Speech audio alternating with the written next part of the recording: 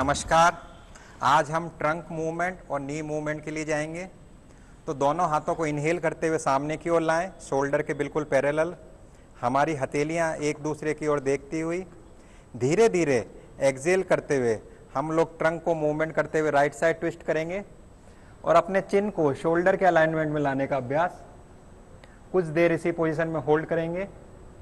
पुनः इनहेल करते हुए धीरे धीरे सामने की ओर आएंगे, शोल्डर वापस से पैरेलल पोजीशन। अपोजिट साइड से करेंगे, एक्सेल करते हुए पुनः धीरे धीरे लेफ्ट साइड ट्विस्ट करेंगे,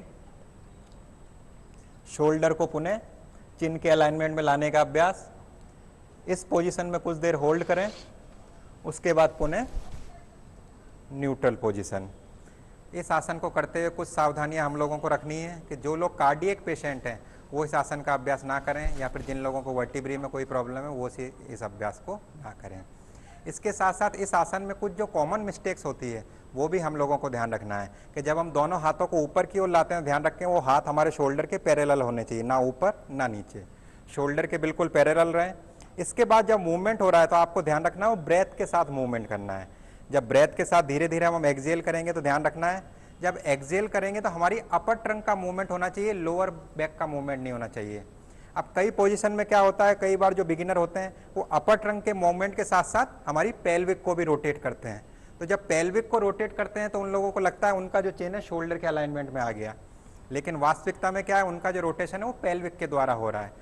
तो इसमें सबसे बड़ी गलती उसको ध्यान रखें, हमारा जो बॉडी का मूवमेंट है सिर्फ वो अपर ट्रंक के द्वारा मूवमेंट होगा, पेल्विक जो है हमारी स्टेबल रहेगी। तो पेल्विक ग्राउंड में रोटेट रहेगी, अपर ट्रंक रोटेट करेगी। इसके बाद नेक्स्ट हम जाएंगे जानु संचालन के लिए। तो उसके लिए आप लोग ध्यान रखें, दोनों हाथों को ऊपर ले जाते हुए इनहेल करें और सेम वही पोजीशन, हमारी जो हथेलियां हैं वो जमीन की ओर देखते हुए धीरे धीरे एक्सेल करते हुए हम चेयर पोज या फिर उत्कट आसन वाली पोजीशन में आएंगे। इस पोजीशन पे कुछ देर तक होल्ड करने का अभ्यास करें, यथाशक्ति यथा सामर्थ्य।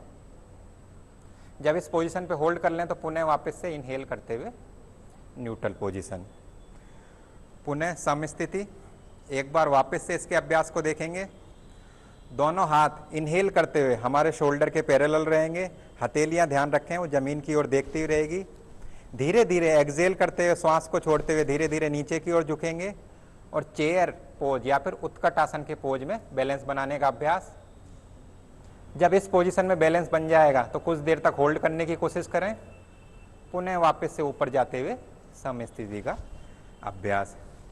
नी के मूवमेंट करते हुए भी हम लोगों को ध्यान रखना है कि जिन लोगों को सीवियर अरेथ्राइटिस है या फिर घुटनों में काफ़ी पेन हो रहा है वो इस चीज़ का अभ्यास ना करें, या फिर जिन लोगों को हैवी वेट है, जो लोग अपनी बॉडी का वेट अपनी नी के ऊपर ना ले सकते हैं, तो वो भी इस अभ्यास को ना करने का अभ्यास करें।